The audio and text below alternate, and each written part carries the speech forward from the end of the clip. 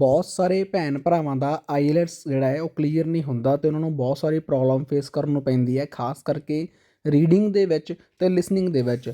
Writing ਅਤੇ speaking ਤਾਂ ਉਹ ਔਖੇ ਸੌਖੇ ਕਰ ਹੀ ਲੈਂਦੇ ਆ, ਪਰ ਜੇਕਰ ਆਪਾਂ ਗੱਲ ਕਰਦੇ ਹਾਂ ਰੀਡਿੰਗ ਦੀ ਅਤੇ ਲਿਸਨਿੰਗ ਦੀ, ਤੁਸੀਂ ਸਕਰੀਨ ਦੇ ਉੱਪਰ ਰਿਜ਼ਲਟ ਦੇਖ ਸਕਦੇ ਹੋ ਸਟੂਡੈਂਟ ਦਾ। ਲੈਫਟ ਐਂਡ ਰਾਈਟ ਤੁਸੀਂ ਸਾਡਾ ਇੰਸਟਾਗ੍ਰਾਮ ਪੇਜ ਵੀ ਦੇਖ ਸਕਦੇ ਹੋ, ਜਿਸ ਦੇ ਉੱਤੇ ਅਸੀਂ ਕੈਨੇਡਾ ਦੀ ਹਰ ਇੱਕ ਅਪਡੇਟ ਅਪਲੋਡ ਕਰਦੇ ਹਾਂ ਅਤੇ ਪਲੱਸ ਸਟੂਡੈਂਟ ਦਾ ਰਿਜ਼ਲਟ ਵੀ ਸ਼ੇਅਰ ਕਰਦੇ ਹਾਂ। ਜਿੰਨੇ ਵੀ ਸਟੂਡੈਂਟ ਸਾਡੇ ਕੋਲੋਂ ਪ੍ਰੈਡਿਕਸ਼ਨ ਅਤੇ ਉਸ ਦੀ PDF ਲੈਂਦੇ ਆ, ਜੇਕਰ ਕਿਸੇ ਵੀ ਸਟੂਡੈਂਟ ਨੂੰ ਲਿਸਨਿੰਗ, ਰੀਡਿੰਗ, ਰਾਈਟਿੰਗ ਅਤੇ ਸਪੀਕਿੰਗ ਦੇ ਵਿੱਚ ਪ੍ਰੋਬਲਮ ਆਉਂਦੀ ਹੈ, ਤੁਹਾਨੂੰ ਪ੍ਰੈਡਿਕਸ਼ਨ ਅਤੇ ਉਸ ਦੀ PDF ਚਾਹੀਦੀ ਹੈ, ਘਰੇ ਬੈਠ ਕੇ ਤੁਸੀਂ ਤਿਆਰੀ ਕਰ ਸਕਦੇ ਹੋ within 15 to 20 days.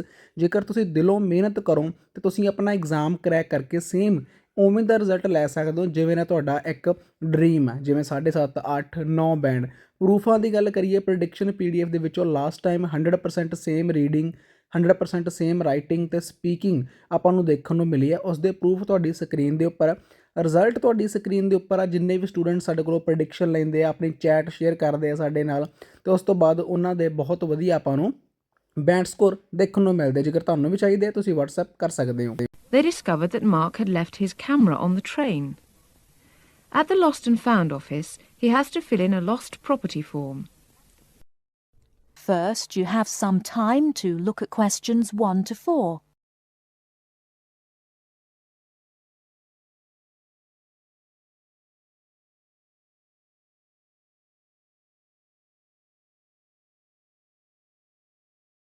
Now we shall begin. You should answer the questions as you listen, because you will not hear the recording a second time. Listen carefully and answer questions 1 to 4. Good evening, sir. Can I help you? Yeah, I think I left my camera on the train from London early today. Did you, sir? Oh, well, in that case, we'd better fill in a lost property form. Can you tell me your name? Yeah, it's Mark Adams. Okay. Your address? You mean in Britain or in the States? How long are you staying? Oh, I've still got a few months in Britain. Okay, then, can you give me your address here? Right. It's 21 Thames Drive, Leigh-on-Sea. That's Leigh on Sea, Essex.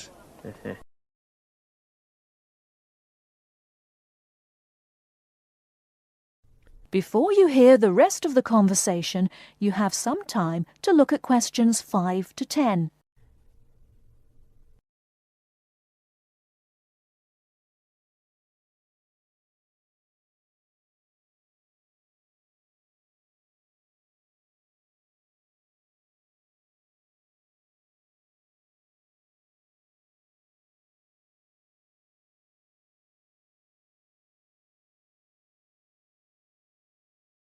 Now listen and answer questions 5 to 10.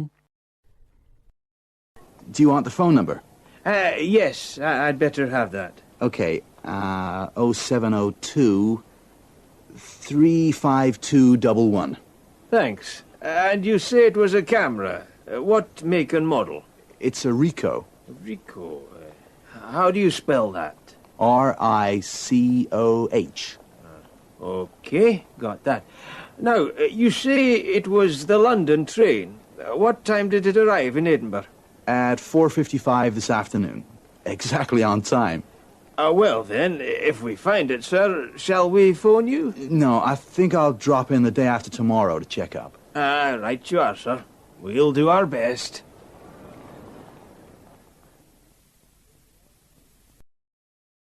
That is the end of part 1. You now have half a minute to check your answers.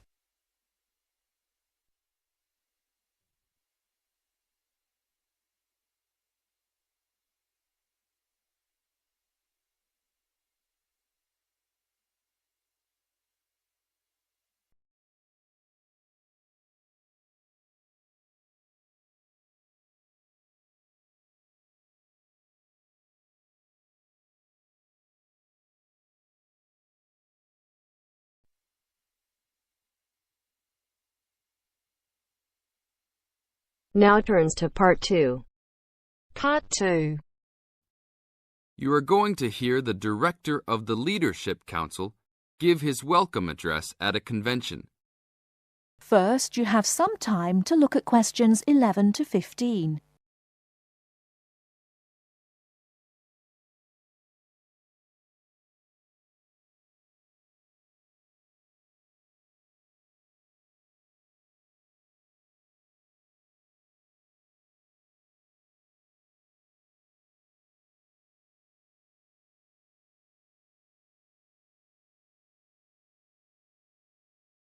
Now, listen carefully and answer questions 11 to 15.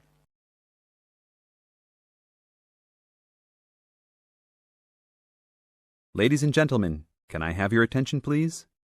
Please find your seats. Snacks will be available all day long. Thank you. Allow me to first introduce myself. I am Joe Steinke, Director of the Leadership Council. On behalf of the Organizing Committee for the 8th Annual Leadership Conference, I welcome you all to San Dimas, California, for a special session on postmodern solutions. We have people attending from as far away as Toronto, New York, and even the Bahamas. Frankly, I wish we had gone to you there. But we're very glad you're all here. Let me say further that this will be our largest conference yet. Registrations have far surpassed our expectations. For the first 3 days, we will be hosting more than 325 participants for lectures and workshops. Another 100 will be joining us for our final 2 days and culminating session on Friday evening. We also have a larger selection of seminars than ever, a total of 32. Because we know that you all will want to attend a few special sessions, we will repeat key seminars each day, so there will actually be 38 sessions. I'm sure you will all be pleased with the content and the quality of speakers.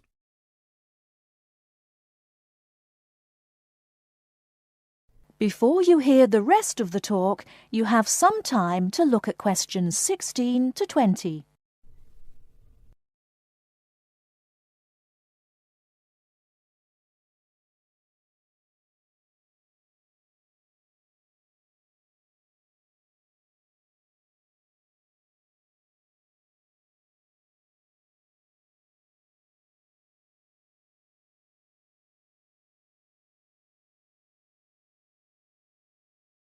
Now listen and answer questions 16 to 20.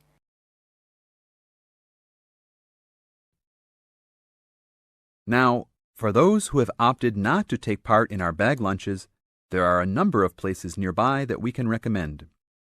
We are located here in the Convention Center just across the street from the Harford Shopping Mall, and the place we most recommend is Vital's, which is just west across Queen Street on the opposite corner. Please be careful crossing both streets, however, as we don't want to lose any participants. If you're not up to Vital's, you can also get some Italian food at the Olive Garden, which is further down Queen Street and east on Danning Avenue, across from the police station. They have a great minestrone soup and excellent breadsticks, all you can eat. On the other hand, if you want some good old American food, you can head to Fuddruckers for some big hamburgers or to the Cattle Company for some fat, juicy steak. Fuddruckers is next to the Olive Garden, but the Cattle Company is back closer to us in the opposite direction of Vital's. Just go east out of the Convention Center across King Street. It's on the same side as the Convention Center, so you just have one street to cross. Enjoy. But also, please make sure you are back for the afternoon sessions. These will always start at 1:30 p.m.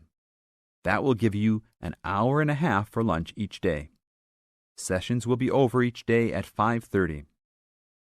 Now, regarding the schedules we've printed out, there have been a couple of last-minute changes. The session titled New Leadership Strategies will no longer be held in Seminar Room 1, but in the main ballroom. This session has garnered much praise and is highly recommended to all, hence the change to a larger room. Another session has been canceled. That session was titled Leading by Serving, and it was scheduled for Daniel's room. The speaker for that session, Dr. Mark Green, had to return home for some urgent health situation. We wish the best to Dr. Green and that all is fine with his family.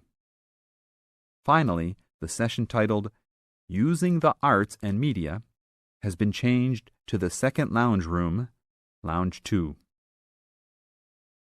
Please show up promptly for sessions and sit towards the front of each room so that all seats can be utilized. Also, turn off all pagers, beepers, and cell phones. Drinks and snacks will be provided outside each room, but please be careful at your tables. Enjoy the conference. That is the end of part 2. You now have half a minute to check your answers.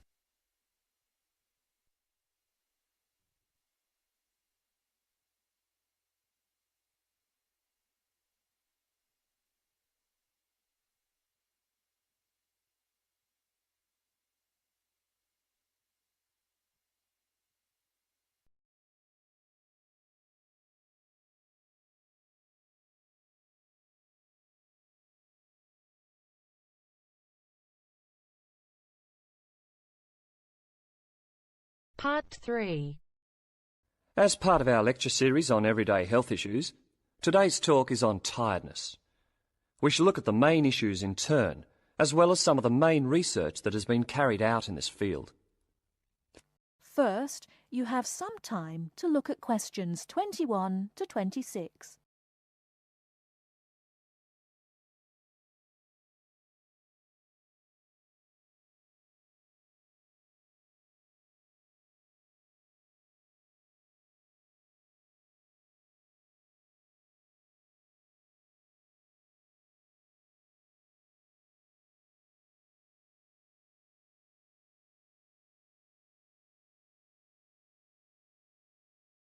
Now listen carefully and answer questions 21 to 26.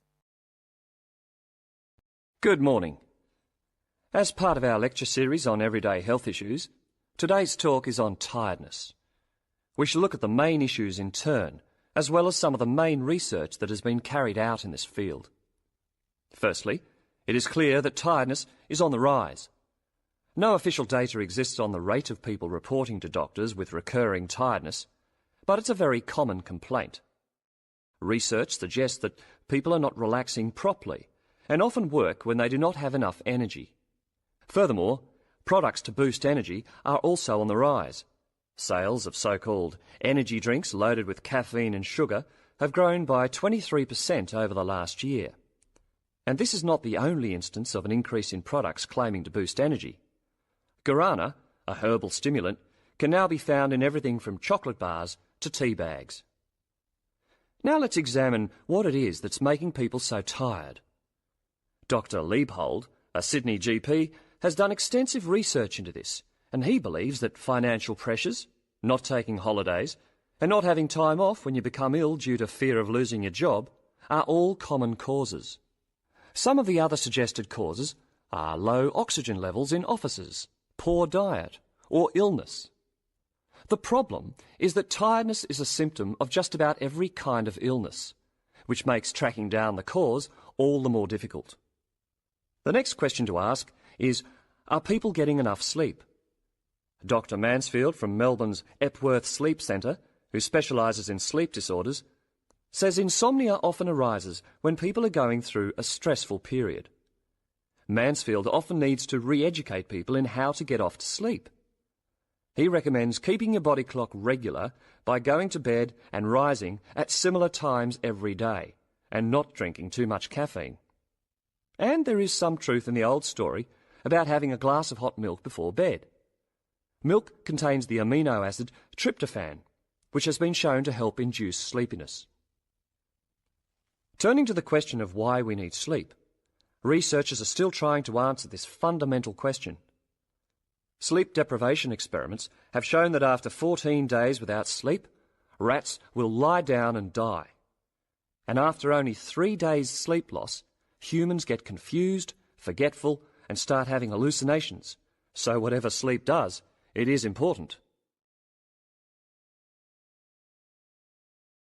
Before you hear the rest of the talk, you have some time to look at questions 27 to 30.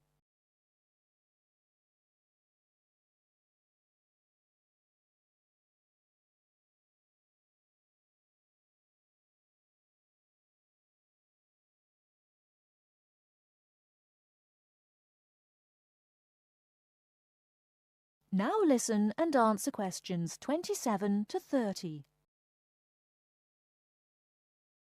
However, not all researchers feel the same way. Trent Watson of the Dietitians Association is not convinced by McMahon's theory, explaining that our bodies don't really like to burn protein as a fuel, so it doesn't really contribute to energy levels. Carbohydrates, however, found in fruit, breads and pastas, are a more common fuel.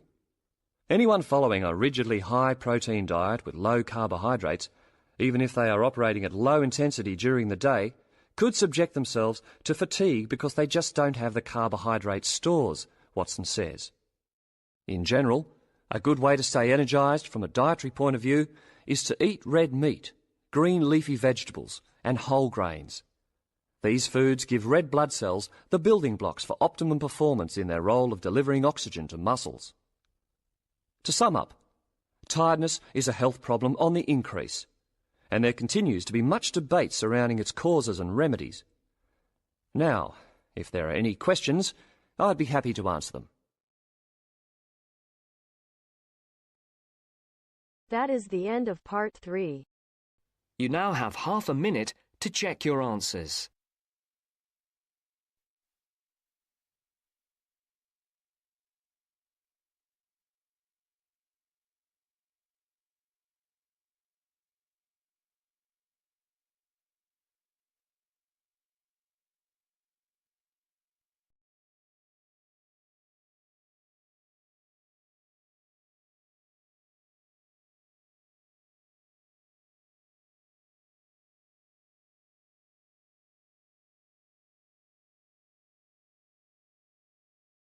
Now turns to part 4. Part 4. You'll hear a teacher talking about several British art galleries. First, you have some time to look at questions 31 to 33.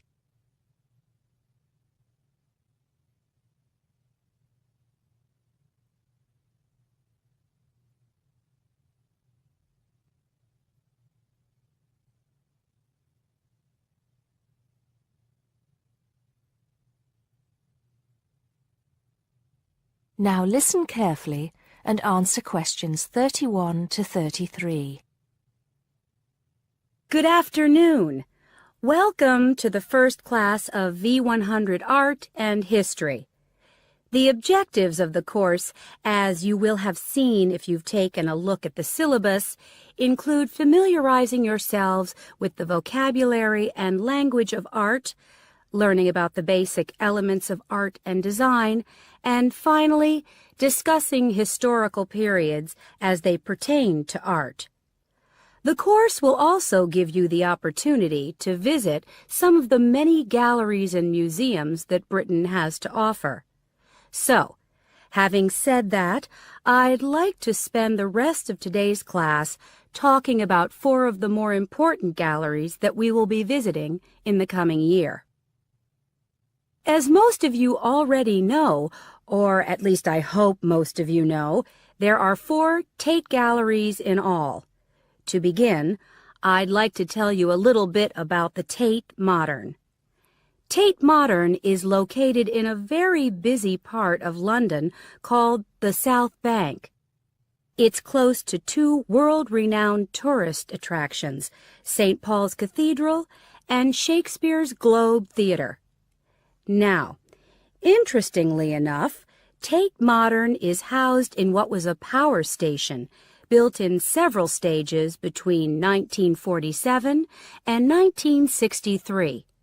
It was closed down in 1981 and reopened as a gallery in the year 2000. Tate Modern consists of 5 levels, with the Tate collection being shown on the 3rd and 5th levels. On level 2, the works of contemporary artists are exhibited, while level 4 is used for holding large temporary exhibitions. Since this museum opened, it has become a popular spot for both Londoners and tourists alike. And believe it or not, it doesn't cost anything to get in to see the collection displays. Before you hear the rest of the talk, you have some time to look at questions 34 to 40.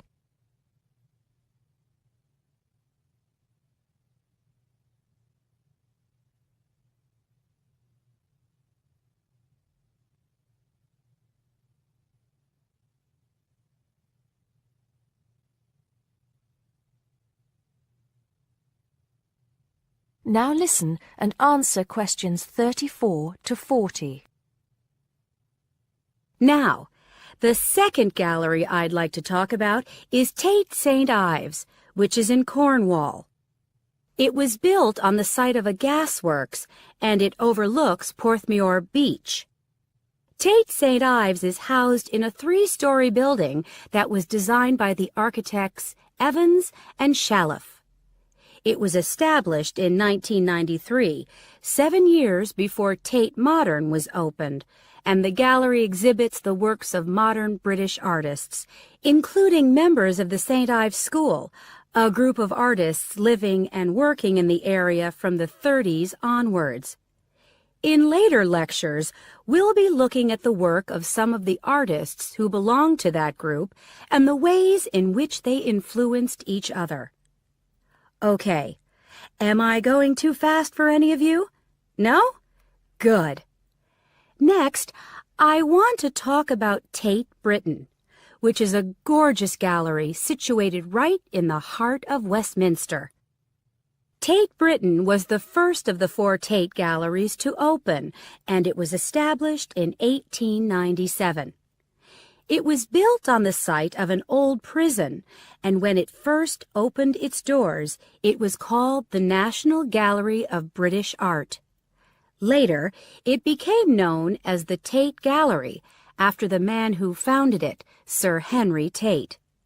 During its lifetime, Tate Britain has been damaged twice, once by floodwaters from the River Thames, and once by bombings during World War II. This gallery has an interesting range of exhibitions of historic and modern art from 1500 up to the present day.